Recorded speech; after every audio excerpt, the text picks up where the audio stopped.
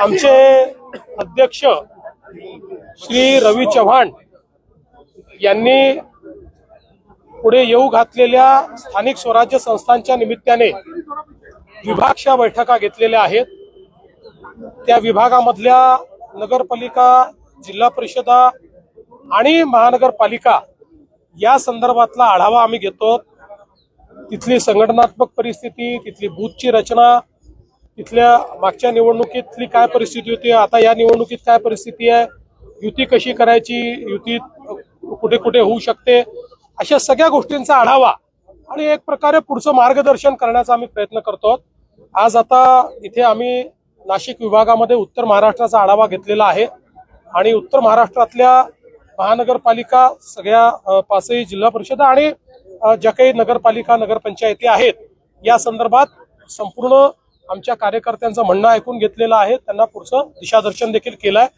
मला असं वाटतं की उत्तर महाराष्ट्रामध्ये मागच्या स्थानिक स्वराज्य संस्थेत आम्हाला फार चांगलं यश मिळालं होतं। यावेळी त्याहीपेक्षा चांगलं यश मिळेल अशी मला अपेक्षा आहे। आपल्या आणि गिरीश भाऊंच्या सूचनेनंतर पोलीस आयुक्तांनी धडाकेबाज कारवाई शहरात सुरू केलेली आहे। राजकीय पक्षांच्या कार्यकर्त्यांना, नेत्यांना सुद्धा या ठिकाणी कारवाईला समोर जावं लागतंय। पुढच्या काय सूचना असणार आहे? निश्चितपणे मी स्वतः सीपींना पूर्ण मोकळीक दिलेली आहे आणि अतिशय चांगल्या पद्धतीनं या ठिकाणी काम चाललेलं आहे। कोणी कुठल्याही पक्षाचा असो, भारतीय जनता पक्षाचा असो, महायुतीचा असो की उबाठा, राष्ट्रवादी काँग्रेस किंवा अन्य पक्षाचा असो, कोणालाही या ठिकाणी स्पेअर करू नका अशा प्रकारे त्यांना पूर्ण अधिकार देण्यात आलेले आहेत। त्यामुळे मला असं वाटतं की ही जी काही गुन्हेगारी आहे आणि विशेषतः गुन्हेगारी करत असताना काही लोक त्याला जो राजाश्रय देण्याचा प्रयत्न करतात, वेगवेगळ्या पक्षात त्या ठिकाणी राजाश्रय देण्याचा प्रयत्न करतात, तर अशा सगळ्या गोष्टींना मोडून काढायचा आम्ही या ठिकाणी निर्णय घेतलेला आहे। आणि सगळ्यात महत्वाचं आहे की कोणाचा काही पास्ट असो, पण आता जर कोणी गुन्हेगारीमध्ये जात असेल किंवा गुन्हेगारीत आढळेल तर त्याला आम्ही सोडणार नाही।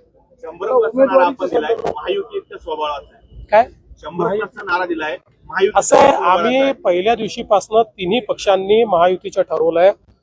जिथे जिथे शक्य आहे त्या ठिकाणी आम्ही महायुती करणार आहोत।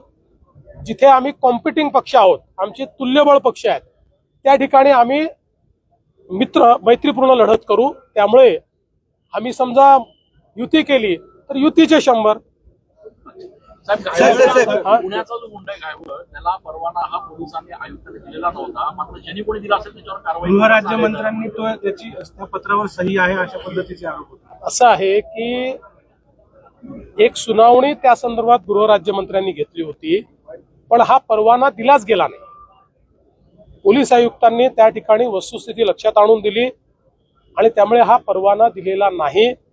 परवाना दिला असता तर कदाचित मला असं वाटतं की अशा प्रकारचा आरोप हा योग्य होता, परंतु परवाना दिला गेलेला नाही। साहेब, कॉल सेंटरवर कारवाई केली जाते सीबीआयच्या माध्यमातून, त्यांनी अहवाल गृह विभागाला दिला अशी माहिती आहे। त्यामध्ये काही आयपीएस अधिकारी अद्याप कुठलाही अहवाल सीबीआय कडनं राज्य सरकारकडे आलेला नाही। अशा प्रकारचा अहवाल आला तर त्याच्यावर कडक कारवाई केली जाईल।